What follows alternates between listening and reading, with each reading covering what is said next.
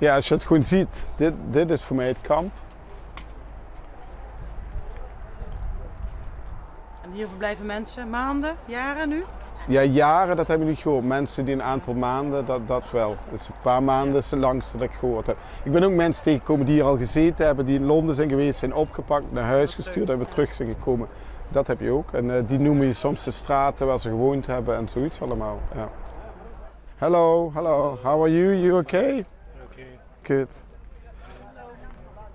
Leon Aerts was chef-kok en ondernemer tot hij een paar jaar geleden besloot het roer om te gooien en vooral mensen te gaan helpen. Samen met een team vrijwilligers runt hij nu een van de 3 gaarkeukens op het kamp. Ja. Leon, wat is nou jouw drijfveer om dit te doen? Ja, dit zijn gewoon mensen zoals jij en ik. En die mensen hebben net zoals wij een recht op een fatsoenlijk bestaan. En op veiligheid, op een dak boven hun hoofd, op goed eten. Gewoon de basisdingen die we allemaal hebben. En dat hebben ze thuis niet voor verschillende redenen. En toen ik door een vriend van mij werd gevraagd om te komen helpen, ja, dan zeg je ja, dan kun je niet nee zeggen. Toen ben ik hier een week geweest. En ja, dan word je daardoor bevangen en dan kun je niet meer terug. Hoeveel pakken havermout heb je hierin gedaan, André? Ik denk dat er 4 in zitten, maar dan gaan er nog 2. Nee, 5 en dit is 6. Ja, ik denk dat dat genoeg is. Dan moet er misschien nog wat water erbij.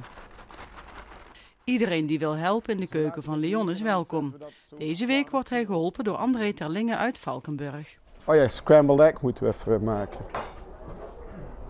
Nou, mijn eerste indruk toen ik aankwam, ik had ook wel even op internet gekeken wat hier allemaal los was.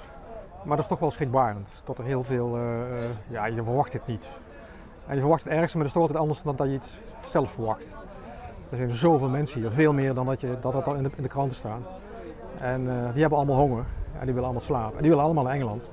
En de vraag is of dat gaat lukken. En dat krijgen ze langzaam in de gaten. Dus er is hier een hele hoop spanning in het veld.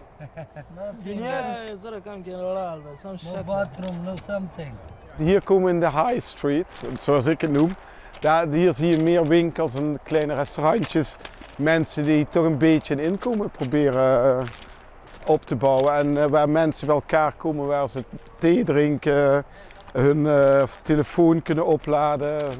Die hebben aggregaten. Dus het ontbijt is havermout, pap en roerij. Ja, met brood. Dus, Hoe komen jullie eigenlijk aan dit eten? Dat zijn donaties. Mensen, vooral uit Engeland, die ons soms benaderen, zeggen wat hebben jullie nodig. Die een beetje geld geven, die dingen meenemen die ze zelf hebben ingezameld. Het zijn mensen. En dat is de zin. Het gaat er niet om dat ze naar Engeland moeten, het gaat om die mensen die hier nu zijn te helpen. En als hier geen vrijwilligers zouden zijn, dan zou dat ook bijna niet gebeuren. Maar dan zouden er misschien ook minder mensen komen, want je faciliteert natuurlijk wel iets. Ik heb geen idee. Misschien dat de mensen aan de stad op hoofdtocht gaan. Als je honger hebt, dan zorg je wel dat je eten krijgt. En nu staat het allemaal een beetje... want die mensen mogen ook niet meer buiten het kamp komen. Er staat heel veel politie buiten. Echt heel veel politie. Ook heel provocerend. Hello. Hey, how are you? Good to see you. Hello. Everything's Hello. okay? From where? CNN? No. Dutch TV. Dutch, yeah. Is okay? It's okay, no problem. Dus hij heeft hier dit schooltje gebouwd. En ja, een klaslokaal waar we als leraren er zijn, dan leren ze mensen Engels en Frans. En te zorgen dat kinderen toch, ondanks dat ze hier zitten, ja, een opleiding krijgen. بس عقاب ميكا جوا ميكا ده صغير. Kom.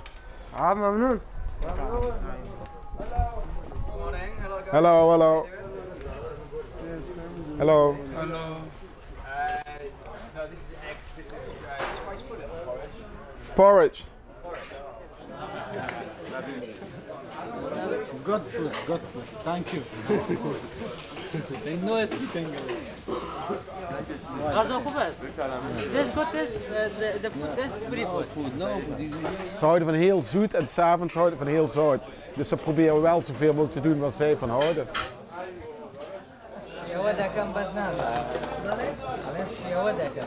Als je die verhalen hoort wat ze thuis hebben meegemaakt, maandenlang onder reizen om naar Calais te komen, onder barre omstandigheden, hier onder barre omstandigheden leven, niet weten wat er in de toekomst gaat gebeuren, dat is niet geluk zoeken. Ga je hier nog terugkomen? Ik denk het wel. Niet volgende week, maar ik denk wel dat ik nog een keer terugkom. Dus nogmaals, wat ik net zei, ik breng heel veel voldoening. En ik zal mensen in Maastricht vragen in de buurt of ze misschien eens willen komen of spullen, vooral eten of Je blijft je er wel voor inzetten. groenten. Ja, natuurlijk, waarom niet? Blijven toch mensen.